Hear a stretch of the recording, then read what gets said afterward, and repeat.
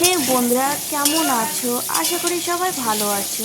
আজকে তোমাদের জন্য আরেকটি নতুন রেসিপি নিয়ে চলে এলাম। রবিবারে মাটন নিয়ে মাটনের কষা করবো আজকে। তো মাটন কষা বানানোর জন্য কিভাবে মাটন কষাটা রান্না করছি সেটাই আজকে তোমাদের এই রেসিপিটাই শেয়ার করব। তো চলো, সবার আগে কী কী করলাম সেটা তোমাদের সাথে শেয়ার করে নিই। এখানে আমি প্রথমেই কিন্তু কড়াইতে সরিষার তেল দিয়ে কড়াইটা গরম হয়ে গেলে দিয়ে দেবো আলু। আলুর সাথে লবণ আর হলুদ দিয়ে আস্তে আস্তে নিভো জলে ভাজতে থাকবো। এদিকে আরেকটা সাইডের দিকে গ্যাসটা অন করে নিয়ে প্রেশার কুকারে আমি সামান্য 3 চামচের মতো তেল দিয়ে দিয়েছি। সরিষার তেল ইউজ করছি রান্নাটাই পুরোটা আমি।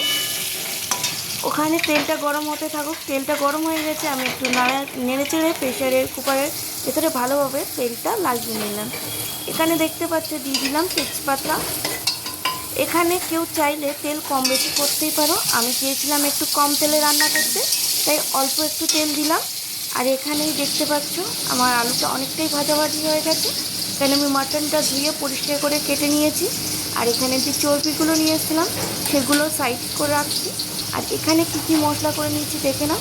এখানে পেঁয়াজ কুচি করে নিয়েছি, আদা রসুন কাঁচা লঙ্কা পেস্ট করে নিয়েছি। তো ওটা সাইডে রেখে এখানে তেলটা গরম হয়ে গেছে, এবার একে একে মশলা ইউজ করব। পেঁয়াজগুলো যেগুলো কুচি করে রেখেছিলাম সেগুলো এখানে অ্যাড করে দিচ্ছি। আর এই যে তেলটা যাবার কারণ, তোমাদের যদি একটু কম মনে হয়ে থাকে তাহলে একটু তেল ইউজ করতেই পারো। এখানে আমি তেলটা কম দেওয়ার কারণে শুধু মশলাটাই কষানোর জন্য যেটুকু তেল লাগবে সেটুকুই দিয়েছি আমি। আর এখানে আদা রসুন আর কাঁচা লঙ্কার যে পেস্টটা ছিল সেটা আমি এখানে দিয়ে দিয়েছি। দিয়ে আবারও একটু নেড়ে চেড়ে নেবো এখানে সুন্দর মতো করে। আর এখান দিয়ে কিন্তু যখন মশলাটা কষাচ্ছিলাম তখন সুন্দর একটা গন্ধ লাগছিল। আর দেখতেই পাচ্ছ আমি এক্সট্রা কোনো তেল দিইনি, সেই তেলেই কিন্তু পুরো রান্নাটা করছি। এখানে কিন্তু আমি দিয়ে দিয়েছিলাম মাটনটাকে দিয়ে সুন্দর মতো করে এবার আমি কষিয়ে নেব। আর এই মাটনটা কষানোর সময় একটু খেয়াল রাখতে হবে গ্যাসটা যাতে লো ফ্লেমে থাকে। এবার একে একে আমি গুঁড়ো মশলাগুলো দিয়ে নেব। হলুদ গুঁড়ো দিয়ে দিয়েছি এখানে স্বাদ অনুযায়ী, মানে আমি একটু কম পরিমাণেই ইউজ করেছি যেহেতু লঙ্কার গুঁড়ো দেবো তার জন্য।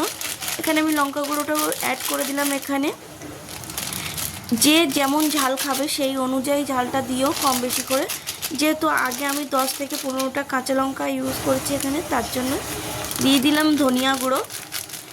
এখানে আমি এই কয়েকটা মশলাই ইউজ করব আর সামান্য কিছু লবণ স্বাদ অনুযায়ী। লবণটা কম বেশি তোমাদের আন্দাজ অনুযায়ী করো। আর এখানে সব মশলাগুলো আমি ভালোভাবে মাটনের সাথে মিশিয়ে নেব। দেখতেই পাচ্ছ কতটা লোভনীয় লাগছে। এবার কিছুক্ষণ নাড়াচাড়া করে নেওয়ার পরে এখানে আমি জল ইউজ করে নেব। সুন্দর মতো করে এখানে আমি জল ইউজ করে দিচ্ছি। আর এখানে আমি নর্মাল জল ইউজ করছি, তোমরা চাইলে গরম জলও ইউজ করতে পারো। জলটা ইউজ করে আমি আরেকটু নাড়াচাড়া দিয়ে নেব। নিয়ে কিন্তু আমি 7টা থেকে 8টা সিটি লাগিয়ে নেব। তো সেটার জন্য কিন্তু আমি ভালোভাবে মাটনটাকে আগে মিক্স করে নিই। আর জলের পরিমাণটা আরেকটু লাগবে, তো আরেকটু জল দিয়ে কিন্তু আমি 7টার মতো সিটি লাগিয়ে নিয়েছি। আর এখানে কিন্তু আমি এখনও পর্যন্ত আলু ইউজ করিনি, বা যে মাটনের চর্বিটা হয় সেটা কিন্তু আমি এখন ইউজ করিনি। তারপর আমি কড়াইতে ঢেলে নিয়েছিলাম, সরি বন্ধুরা আমি এটা দেখাতে পারিনি, আলু আর যে মাটনের চর্বি আছে ওটা দিয়ে আরও 3টের মতো সিটি লাগিয়ে নিয়েছিলাম। নেওয়ার পরে কিন্তু আমি কড়াইয়ে ঢেলে নিয়েছিলাম। দেখতে পাচ্ছ কতটা মাটন থেকে ঝোল বেরিয়েছে।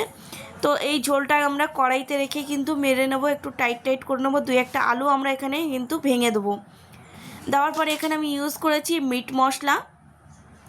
তোমরা চাইলে কিন্তু এখানে মিট মশলাটা না ইউজ করতেও পারো, আমার ভালো লাগে পার্সোনালি তাই আমি দিয়েছি। আর এখানে কিন্তু আমি দিয়ে দিচ্ছি গরম মশলা বাটা। তোমরা চাইলে গরম মশলা গুঁড়োটাও ইউজ করতে পারো, তো আমার মনে হয় গরম মশলা বেটে দিলে বেশি টেস্ট আসে, তো তার জন্য আমি এভাবেই দিয়েছি। তো আমার মাটন রান্না প্রায় কমপ্লিট। তোমাদের কেমন লাগলো মাটন রান্না? মাটন কষা আমি একটু হালকা হালকা ঝোল রেখে দিয়েছি, যেহেতু আমরা ঝোল কেটে মাটনের খুবই ভালোবাসি তার জন্য। তো তোমরা চাইলে যদি চাইলে এতটা ঝোল না রাখতেও পারো, পুরো কষা কষা করে আনতে পারো। এই দেখো আমি একটা গামলিতে নামিয়ে নিয়েছি। তো আমার রেসিপিটা তোমাদের কেমন লাগলো কমেন্ট বক্সে জানাতে কিন্তু ভুলবে না। ভালো লাগলে লাইক কমেন্ট শেয়ার সাবস্ক্রাইব করতে ভুলবে না। আর তোমরা যদি এরকম ভিডিও আরও চাও কমেন্ট বক্সে জানিয়ে যেতে পারো। তো আজকের ভিডিওটা এখানে এন্ড করছি। ভালো থেকো, সুস্থ থেকো, নিজেদের খেয়াল রাখো। দেখা হচ্ছে পরবর্তী একটি নতুন ভিডিওর মাধ্যমে। ততক্ষণের জন্য টাটা, বাই বাই।